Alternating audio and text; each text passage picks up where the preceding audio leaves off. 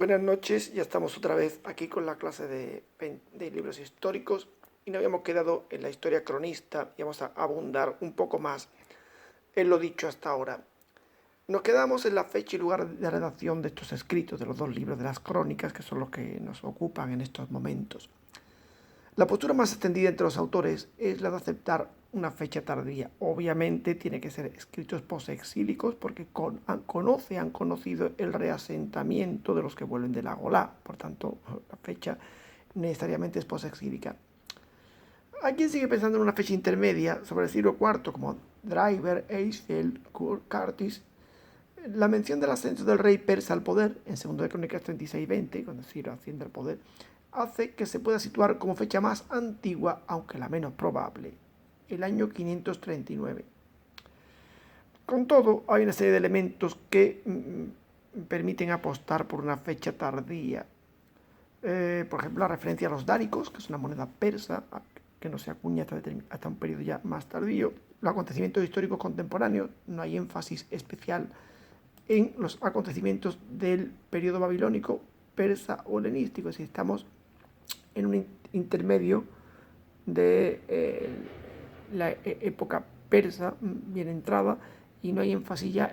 Babilonia ha quedado atrás y tampoco hay unas soluciones muy directas a temas de la época helenística. Otro dato podría ser la genealogía de los hijos de Jeconías, en 1 de Crónicas 3, 17, 24, que el texto masorético remite al 400 o 350 a.C., mientras la Septuaginta remitiría al 250 a.C. Otro elemento podrían ser los samaritanos, que no se refleja la polémica antisamaritana, lo que hace suponer que Crónica existía antes de la época helenística. Ojo, la famosa inquina disputa entre samaritanos y judaítas y judíos no es algo que venga de la división de Israel en época post-salomónica, no, es una polémica relativamente reciente, es de la época asmonea. Una vez que los asmoneos consiguen la independencia respecto a los reyes seleucidas, se hacen con el norte, con lo que entonces era Samaria, y destruyen el templo de Garizim, y eso provoca una agria y áspera polémica. Pues de esa polémica no tenemos ninguna referencia en los libros de las crónicas. Por tanto, todavía tenemos otro dato más para incluir esto en el periodo persa, aunque bien entrado. Otro dato serían las huellas administrativas. En 2 de Crónicas 834 parece dejarse notar la estructura administrativa persa, que funciona con provincias y satrapías, ¿no? Pero no podemos remontarnos a una fecha demasiado temprana, pues los porteros y los cantores al servicio del templo gozaban de un estatuto levítico importante, cosa que no podemos deducir de otros textos posexílicos como Esdras y Nehemías. Estamos en época persa, que de por sí, ojo, es una época oscura de la que sabemos muy poco, pero no estamos al comienzo porque la estructura del templo está muy bien asentada y los cargos que detentan cada uno de los que lo sirven también. Por tanto, hay que pensar, como decía hace un momento, bien entrada. La lengua. El hebreo de estos textos es un hebreo tardío, más en sintonía con el de Daniel, Esdras, Nehemías y Esther, un hebreo, digamos, que ya ha superado un poco el periodo clásico. Esto invita también al periodo posexílico, es un hebreo a caballo entre el clásico y el misnaico. La comparación con la historia deuteronomista. Crónicas no dudan en apartarse de conceptos teológicos que para la historia deuteronomista son claves y tampoco coinciden en los objetivos pretendidos, lo que denota un distanciamiento. Es decir, cosas importantes para la historia deuteronomista no lo son tanto para la cronista. No tienen la misma visión de la monarquía, aunque en algunas cosas pueden coincidir. Hay ligeras matices al representar el templo, aunque lo veremos dentro de un momento. El esquema pecado, castigo, conversión y salvación no está tan presente en Crónicas. La retribución personal de Ezequiel está haciendo gran mella dentro de los textos del libro de las Crónicas. En fin, hay una serie de datos que permiten intuir toda esa serie de cosas. En cuanto al lugar de composición, el que tiene más papeletas es Jerusalén. Autor. Bueno, ¿quién pudo escribir esta obra? ¿O quiénes pudieron escribir esta obra? Tradicionalmente se pensó que el autor era Esdras y que Nehemías le había dado la forma final. Bueno, a Esdras le atribuían todo, recuerda que le atribuían el Pentateuco, todo lo que se perdía por ahí se lo atribuían a Esdras. Y como Nehemías tiene también un texto, un escrito contemporáneo prácticamente al de Esdras, pues dijeron, bueno, por los últimos retoques se los dio Nehemías. Esta era la hipótesis tradicional. Sums da a la cuestión un giro decisivo, señalando que se trata de un autor anónimo que él va a denominar cronista, es el primero que utiliza esta expresión de cronista.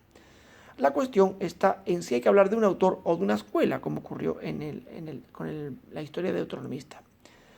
Este grupo de libros sería entonces el resultado de un trabajo colectivo de cierta duración, realizado bajo determinadas claves generales y con unos objetivos religiosos y teológicos. Claro, hay unas líneas teológicas, unos objetivos que son la teología de una escuela que habría ido elaborando en determinadas fases y bajo unas claves concretas.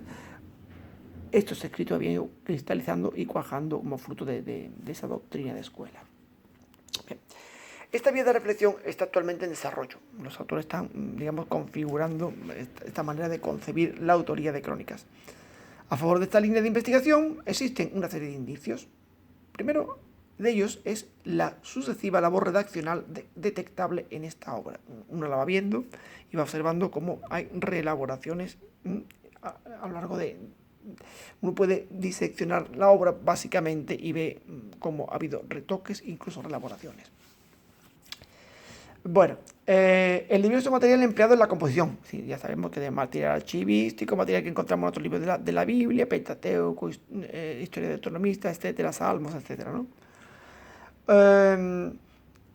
Y otro sería la constante alusión a obras conocidas en el momento de la redacción final. Alude a obras que nosotros mismos conocemos y que los contemporáneos también conocerían. Más datos. La existencia constatable de grupos especializados en la transmisión e interpretación de tradiciones literarias populares.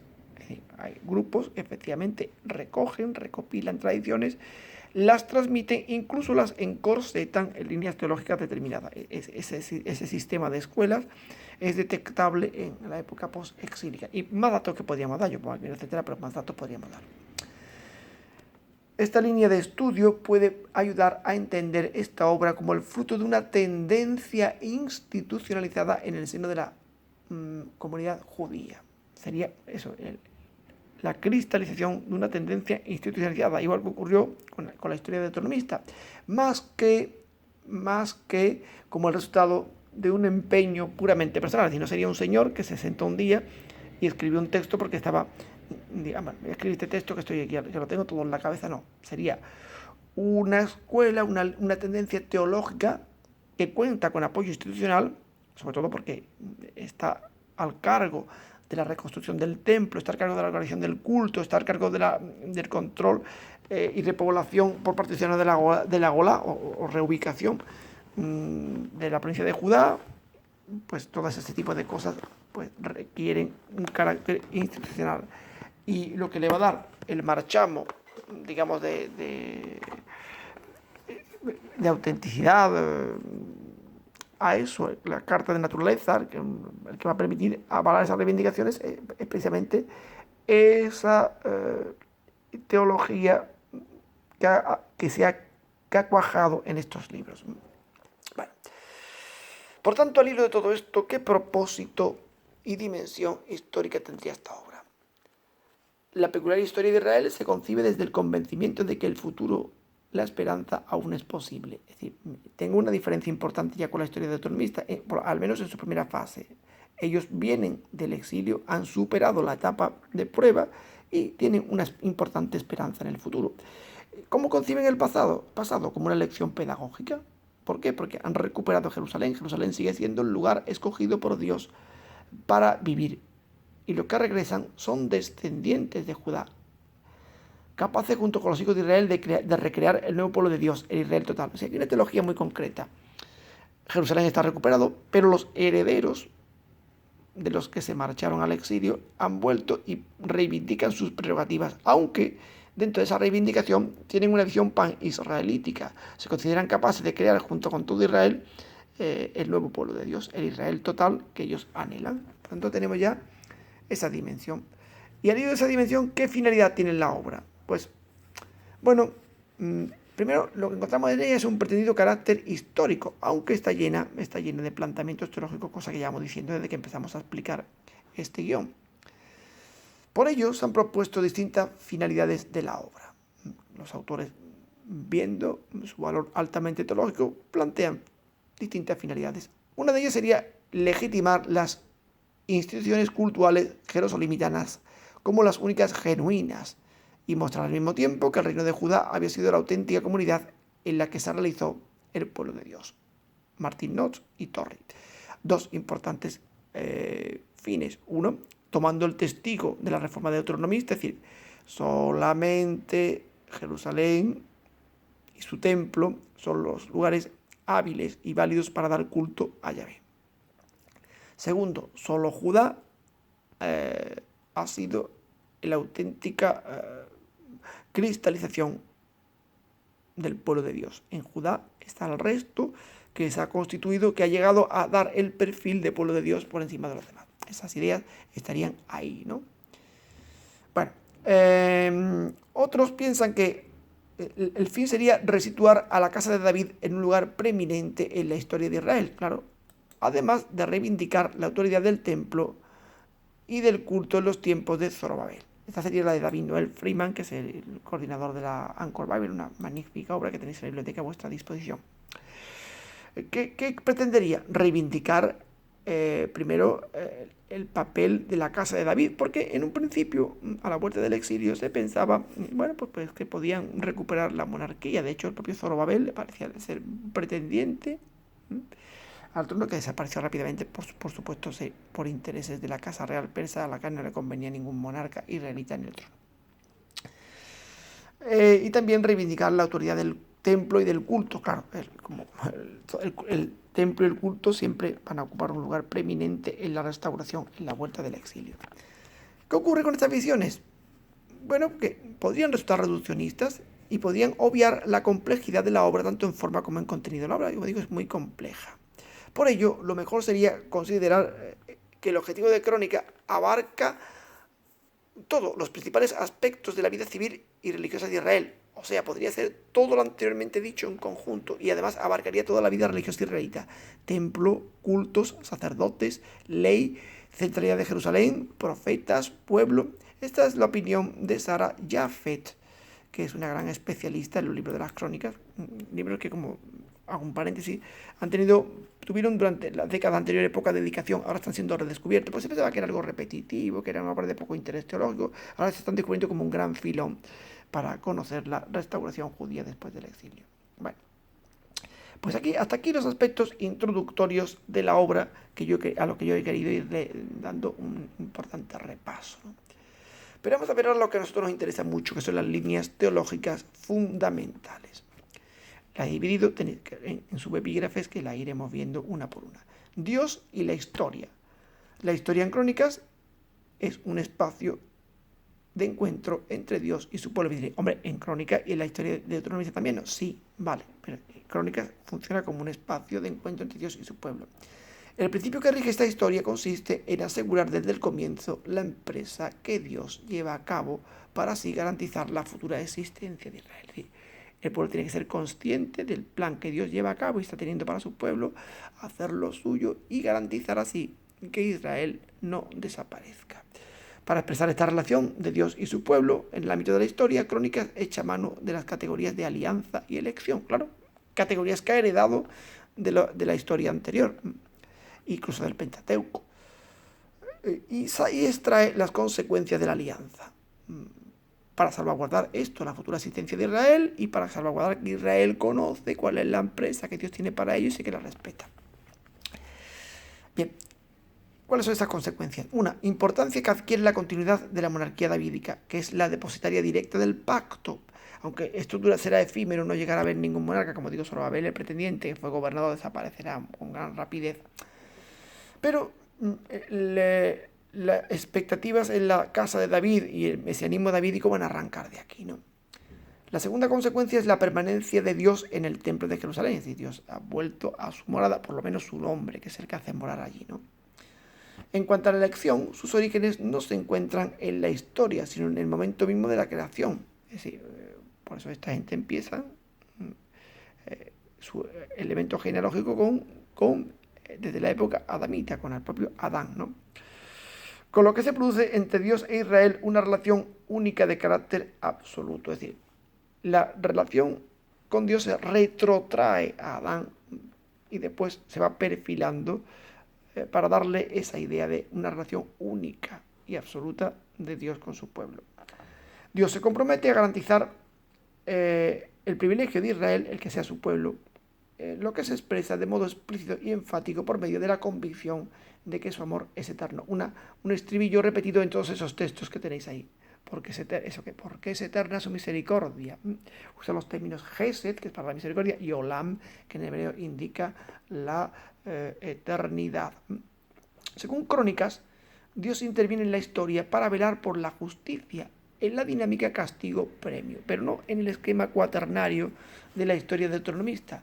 La respuesta humana se expresa mediante la adoración a Dios y la fidelidad a su voluntad. Es decir, fíjate bien, hay una iniciativa divina y una respuesta humana. Pero ojo, porque el tema de castigo y premio va a estar mucho más matizado por la doctrina de la responsabilidad individual de Ezequiel que por el esquema, como he dicho antes, cuaternario deuteronomista. La oferta que Dios hace a su pueblo es prosperidad y vida, en este sentido heredado de la tradición anterior. Este trato de favor de Dios, en respuesta a la fidelidad y confianza que el pueblo le muestra, constituye para el cronista bendición auténtica de Dios y prueba de lo positivo que resulta mirar hacia él. Claro, han superado una fase de destierro y han recuperado el favor y la benevolencia divina. Si se mantienen fieles, al pueblo le irá bien. Si el pueblo mira a Dios y no mira a otros competidores, le irá bien y Dios se mostrará favorable y benevolente con él. Por eso, la oración del auténtico creyente, personificada en la disposición espiritual del monarca, debe ser acción de gracias y reconocimiento del don recibido.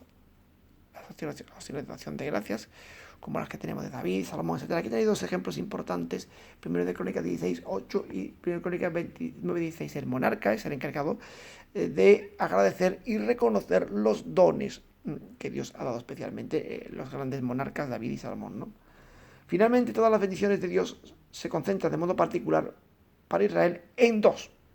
La historia cronista va a poner el foco en dos bendiciones fundamentales: la recepción de la tierra prometida y la presencia de Dios en medio de su pueblo. Claro, recuperan la tierra y recuperan el santuario, los dos elementos que Israel daba por perdido.